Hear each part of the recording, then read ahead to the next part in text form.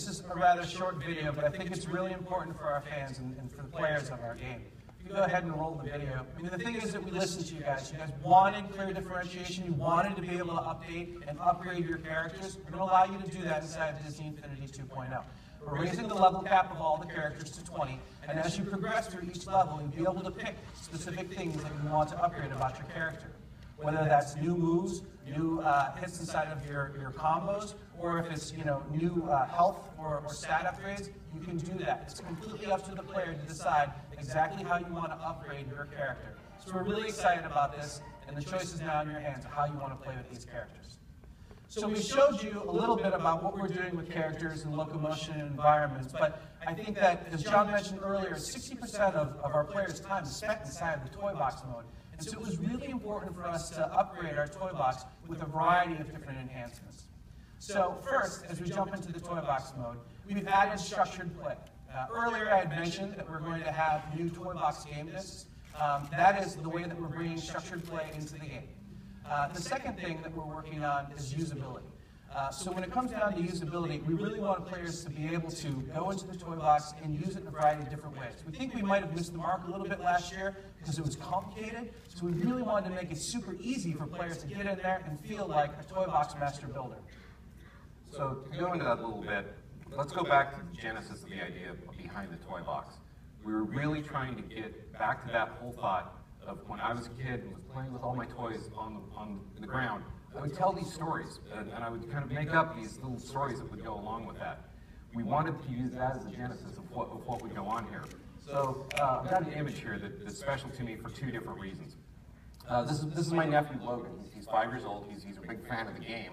And for the first reason here is that I really think that Infinity brings families together and that you can play this game together at the same time. We've heard from a bunch of fans and a bunch of different reviewers that this is something that really appeals to them about Infinity. We want to make sure that we continue to do that. But the other reason that I brought this up is I wanted to tell a story. One day when I was coming home from work, Logan was at my house. He came running up to me and said, Uncle John, you've got to see this city that I built. So I was kind of like, all right, this is cool. Let's go see what that is. And once again, Logan's 5. So let's go ahead and bring up the picture of that city. This is so cute. This is not exactly the biggest creation that we've ever seen within the toy box. But it is very special because I think what happened here was Logan was so proud at that moment of what he had done. And then he started telling me about the story of why there needed to be a slide at the top of that, for all the people to be able to go down and to escape from the top of the building. What that really meant to me was that we had realized that we had captured that moment to where he was playing with those toys in a virtual space in the same way that we did when we were kids on our bedroom floors. And so I feel like that was a great moment. But the idea was, you know what? I'm a game developer now, and I've got some ideas as to how Logan Lake can make it a little bit better city. So we went through it and we're like, okay, how can we make this easier for not only Logan, but for everybody else who's going to pick up this game and play it? So let's go ahead and look at what we've got here with some of our new features. What we're going to show right now is this is our brush system. The brush system allows you to build, we're going to go spread out kind of a volume into the world as to how big you're going to want to build this. And right now we're showing the city brush. The city brush is going to go in and put in roads and buildings and lamp posts and everything else that you need for a city.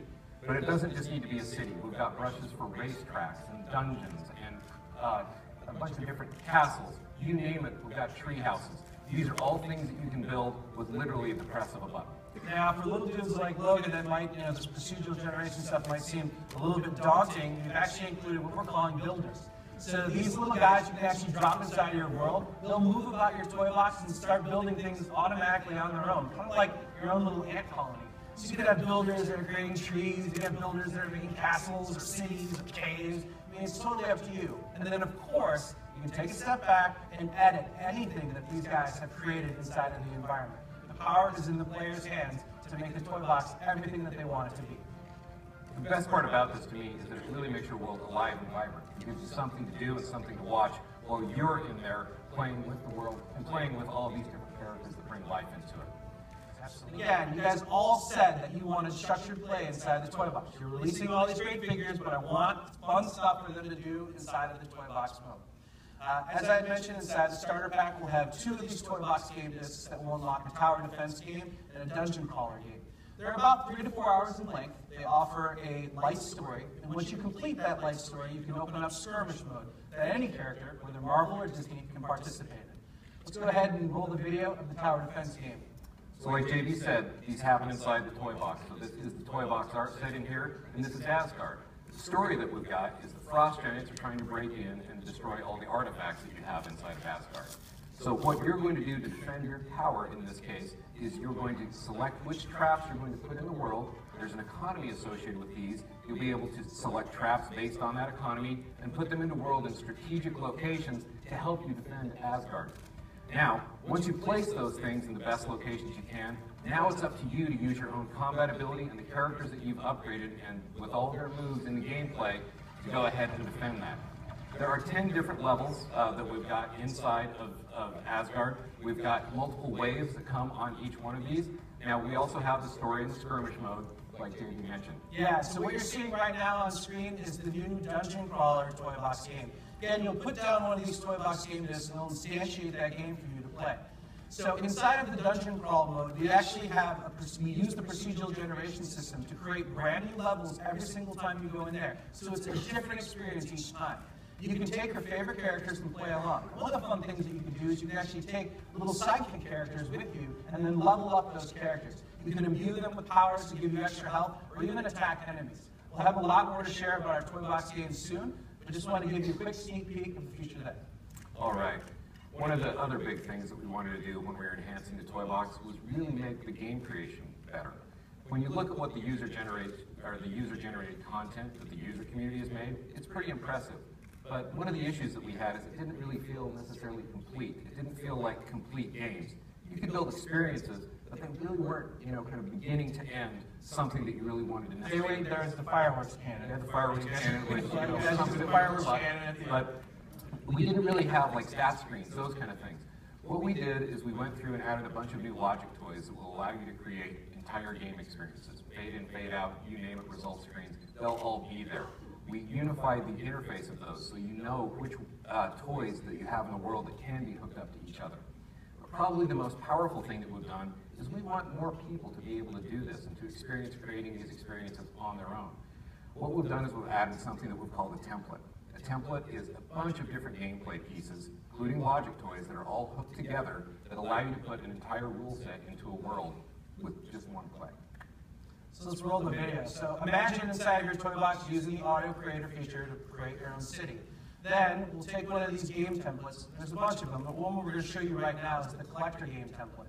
Again, all the logic connections are already set up. All the player needs to do is go in there and move the actual orbs around the city that was created.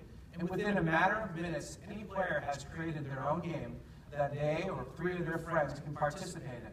And as John mentioned, with some of our new tools that we have inside the game, we can do stat screens, we can do online leaderboards, and more.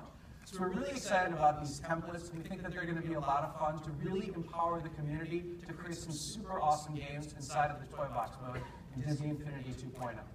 One other thing I'll just mention here, these are all 4-player multiplayer. Once again, the toy box mode being something where we want to really encourage sharing and playing together.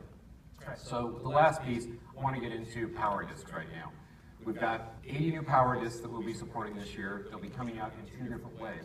There's a couple new concepts that we have this year in power discs. The first one is what we're calling a team up. So here you can bring in Iron Patriot into your world. He can help you in your combat situations. We've got other ones with other different characters that are going to come in and do that. Then we've also got costume changes. Costume changes will allow you to change the physical appearance of the different characters you have. It will also buff any other character that you have that you put that on. Of course, we'll still have brand new environment discs as well. It will change the sky and the ground based on some of the most iconic Marvel films, television series, and comics. Additionally, we're going to have brand new vehicles. As you see right here, this is Captain America riding on the Sky Cycle inside of a toy box. These vehicles will be playable at any point just by placing that power disc down. We'll also have new vehicles, such as the mini helicarrier that you see right here, that multiple characters can ride on. Fans asked for 2-wheeled vehicles like motorcycles. You got it. We've integrated motorcycles into the toy box as well. And last but not least, we have vehicles like Lola you see right here that can not only race but then convert into the hovercraft. I'm sure Clark loves that. So guys, in closing, we've got an amazing community, and you guys are a huge part of our experience. As Jimmy had mentioned, we've got over 10 million toy boxes that have been downloaded. And as a lot of you may know, we feature the top community-created toy boxes each week on Disney Infinity Toy Box TV. The community is so incredibly important to us, and thank you guys for being part of the development process. To talk a little bit about just how important the community is, John's got a special announcement that we're really excited about. I think it's pretty unique. Before I make the announcement, I wanted to set it up, Unity. We want the community to have a voice in where we're going and where we're taking this platform. This is something that we're building into for the future, and we really want to make sure that we're doing the things that you want. Now, one of those things that we really feel like people are tied into is user-generated content. And I'm very pleased to announce that we have actually hired our first builder from the user community, Crazy by Nick. He's won a bunch of the different... Welcome to the team, Nick. He's accepted a job in Salt Lake City to work with the team on new content that he will be using all of these new tools to create, and we'll be putting that out back into the user community. It's not just user community. Yes, it's absolutely. All this is for free. And Nick is just the first of a bunch of people that we're going to hire that we're doing this with. We really feel like some of the best creators and some of the most passionate people really should be joining the team, and that we should be giving that back into the community in general. Absolutely. To John's point, guys, we're super excited to see what our players and our community comes up with next. You guys are so robust. We've got so many fans, and we're so excited to see what you guys do now that the badasses from the Marvel superheroes are officially joining the Disney Infinity platform. So before we go, we're going to roll a quick video here to kind of get your imagination going. We're excited for you guys to all come play with us this fall. Thank you very much. Yeah.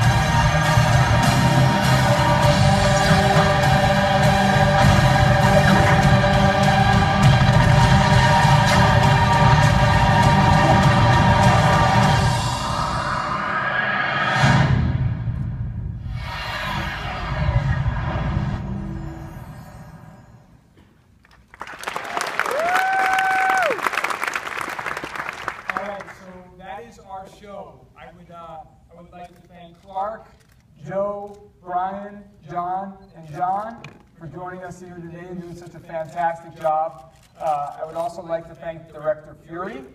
I would like to thank all of you in attendance for... Presently, the Avengers have their hands full, and due to the severe nature of this threat, it's necessary to bring in additional superheroes to ensure the mission's success. I've asked S.H.I.E.L.D.